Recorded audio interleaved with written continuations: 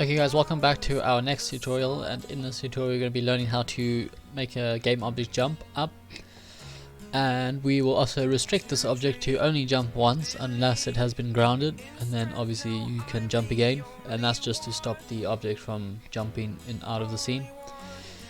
So having said that, it's going to be a very short tutorial hopefully, so let's crack on and let us jump straight into Unity.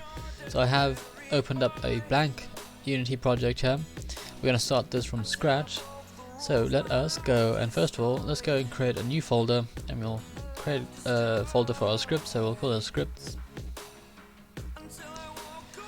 just like that. And then in there we're going to go ahead and create our first C# script, and we will call this jump, just because we're only going to be working on the jumping of the game object, so we just name it jump for now. You can name it anything there. But let's go ahead and do that, and then let us go and open that. So open it, and then once that's done we need to add in some references for our what's it called, our layer mask and the, okay, this is opening on the wrong screen, so let us put this over here. So we want this over here. Okay, so first of all, let us go ahead and add in the references that we want. So what we want, first of all, what we want is a ground check.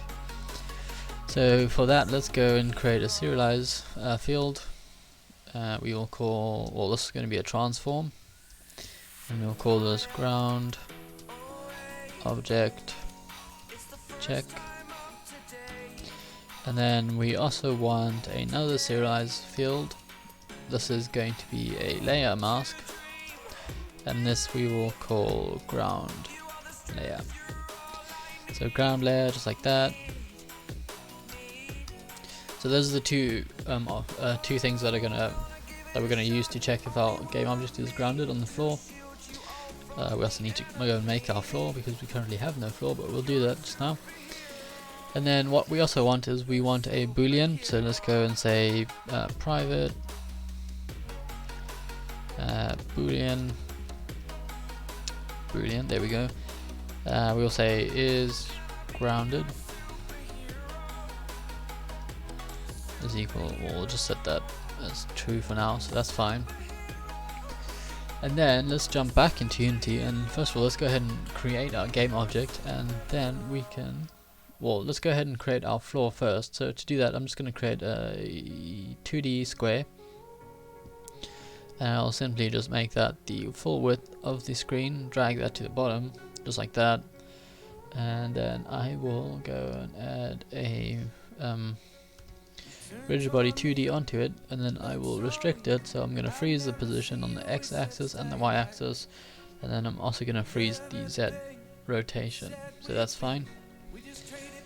We can save that. Let's go ahead and set the gravity scale to 0 because we don't want it to move, even though we've set these to freeze. We'll just set that to 0 anyway.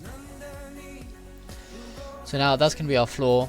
We could probably just expand that so that it takes up the entire of like the bottom part of the screen. So now let us, first of all, let's go change the name of that. We'll change this to floor, get rid of square. And then we're going to go ahead and add a new layer onto this, and we will call, we'll use this user layer 3, and we will call this floor. So we'll save that, and then we'll go back onto our floor, and we'll go and add in that floor layer that we just created. And then let's go ahead and create another game object. So another, let's say square. This is what we're going to make. This is what we're going to make jump. So we'll, I don't know, we'll just name this player. We'll pretend that that's a player, but it's a square for now. Okay, so now let us go and add in our jump script onto our player. And now we've got these references here. So first of all, our ground layer, we can go and set that to our floor because that's what we just created, so that's fine. And then what we want to do is we want to add in a ground object check. So for that I'm going to add in another game object, but I'm going to add this as a child object of our player. And let's go and name this to ground check object, just like that. And because we can't see this at the moment, I'm just going to go ahead and add in an icon onto it so that we can see. So there it is now. You can see it's in the middle of our player, which is what we don't want, because we don't want half of our player to sink into the ground.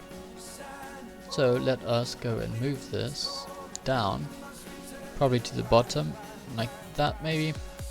So whenever this part hits the floor, it's going to register our is grounded boolean and set that to true, and then that's going to allow our player to be allowed to jump again. So that's fine. So let's go back onto our player and let us drag in this ground check object into our ground object check. I should probably swap that just so it's consistent. So ground check object, let's keep it as that. So we'll copy that, jump back into our script. We'll just change the name of that so it's consistent. So that's fine. So now what we want to do is we want to go into our update, and in here we want to say we want to make the game object jump whenever we press space. So let's go ahead and say if input dot get key down, get key down with a key code of space, then we simply want to add some force to our game object. But to do this, let's go ahead and add in a rigid body. So let's add in a rigid body 2D onto our player, and then we can go ahead and grab the reference to this by saying serialize field, type rigid body 2D, and I'll just call that RB, sorry, rigid is for rigid body. So we'll save that, and then if we jump back into our update function in our if statement here, we can say rigid body dot velocity is equal to new vector 2, and then rigid body dot velocity on the x-axis, and then we want to give it a force that will allow us to jump. So let's go ahead and create a jump, or let's spell that right, jump force, just like that. So if we create this, and let's say we'll set this at maybe 10 for now. So we'll say private float jump force is equal to 10. So that's fine. Now if we go and save this and jump back into Unity, we will have to drag in our rigid body into our reference on our jump script, and then hopefully we'll drag that in, and because we changed the name of our ground check object, we're going to have to drag that in again. So let's play this and just see what happens quickly. So hopefully, okay, so that sinks into our our floor. So let's go ahead and fix that. So let's go ahead and add on our floor, let's go and add in a collider, I think it is, box collider, yeah. So if we click on edit, you can see that now we have a box collider around the edge of our floor. So that's fine. Let's go ahead and play that and see what happens. So hopefully our player no longer sinks, which it does. Alright, so maybe we have to add one onto our player as well. Add in our box collider, so third time lucky. Let's see if this works. So hopefully our player no longer, so that's fine. So if we press space, you can see that our player jumps, and then if you let go of space, it obviously falls back down onto the floor. But if you carry on pressing space, you'll just see that. And if we switch to our scene view, it just keeps jumping. So let's drag these to the side. So look, you can, if we just keep pressing space, then it will just continuously jump out of the scene, which it has done, and then when you release it, it's just going to fall straight back onto the floor. So let us go and fix this. So to do that, let's jump back into our our script in here. Just go ahead and delete our start method because we don't need that. And before we check if space is being pressed, we can go and say is grounded is equal to physics 2D, because it's a 2D game, dot overlap circle, and then we need to give it a point, so that is going to be our ground check object. So first of all, let's change that to lowercase because we makes that's how you're supposed to do it. So let's say ground check object dot position, and then we want to give it a radius of 0.2, something very small.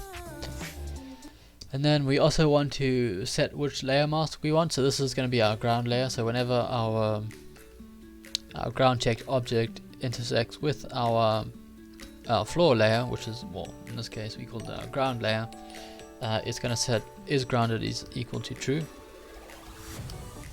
Otherwise it will set that equal to false. So as soon as that is equal to true, we can go ahead and make our object jump. But to only make our object jump when it's true, we need to go ahead and say if input.getKey down keycode.space and is grounded, then only we will allow our game object to jump. So let's go ahead and save that and jump back into Unity, and let's see if this works. So now our game, okay, so we need to re-drag that in because we changed the name of it. So let's go drag that back in there and save that and then play again. So now we should be allowed to jump, which is fine, but if we jump, well, if we keep pressing jump, I don't know if you can hear that, but I am constantly pressing jump, you can see that our object only jumps like when it's grounded. So jump again. So that's perfect. So that is how you create a game object and allow it to only jump once. Yeah, very simple but very effective if you're trying to make like a platform game and you only really want the object to jump once it's on the ground. So if that's useful to you, I am happy that I got to help you. And yeah, that's the first episode. Well, that's the first tutorial of this week. So there's another 2 coming on Wednesday and Friday. So if these are helpful to you, please do think about subscribing and like the video because it will help a lot. But yeah, that's it for this tutorial. So thank you so much for watching, and I will see you in the next episode.